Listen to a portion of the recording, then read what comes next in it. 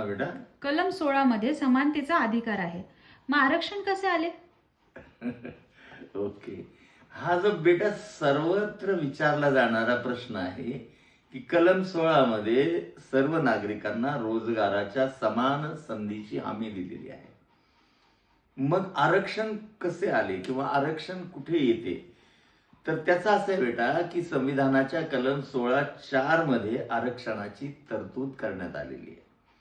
कलम 16(1) आणि 16(2) नुसार कोणत्याही नागरिकाला सरकारी नोकरीमध्ये जात, धर्म, लिंग, वंश किंवा जन्मस्थानावर आधारित भेदभाव केला जाणार नाही, अशी हमी दिलेली आहे कलम 16(1) आणि 16(2) मध्ये. पण विषय असा आहे बेटा की कलम 16(4) मध्ये तुझं विचारलंच ना आरक्षण कुठे येतं, तर कलम 16(4) मध्ये आरक्षणाची तरतूद आहे.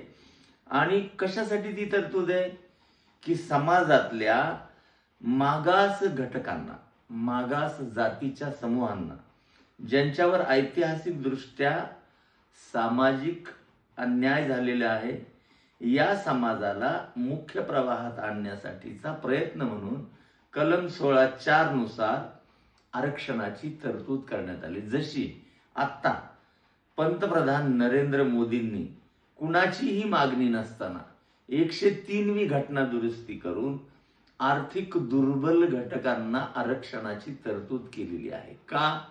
तर समाजातले जे आर्थिकदृष्ट्या दुर्बल घटक आहेत त्यांना SC, ST आणि OBC प्रमाणे सवलती मिळाल्या पाहिजेत, आरक्षण मिळालं पाहिजे, या भावनेतून 103वी घटना दुरुस्ती करून आरक्षणाची तरतूद केली.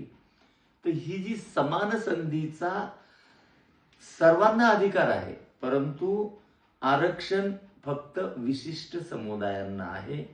समान संधीचं हे आरक्षण उल्लंघन करीत नाही, तर समान संधीची सुनिश्चितता, समाजातल्या वर्गाला सामाजिक न्याय देण्याचा प्रयत्न या कलम 16(4) मध्ये आलेला आहे. शाहू महाराजांनी याचं चांगलं उदाहरण दिलेलं होतं की एक घोडा जर कमजोर असेल तर त्याला इतर घोड्यांच्या शर्यतीत जर भाग घ्यायचा असेल तर त्याचा खुराक वाढवणं गरजेचं आहे आणि मग ती स्पर्धा निकोप होईल. त्यामुळे समाजातल्या वंचित घटकांना न्याय देण्याचं काम घटनेच्या कलम 16(4) मध्ये केलेलं आहे. लक्षात आलं बेटा तुझ्या?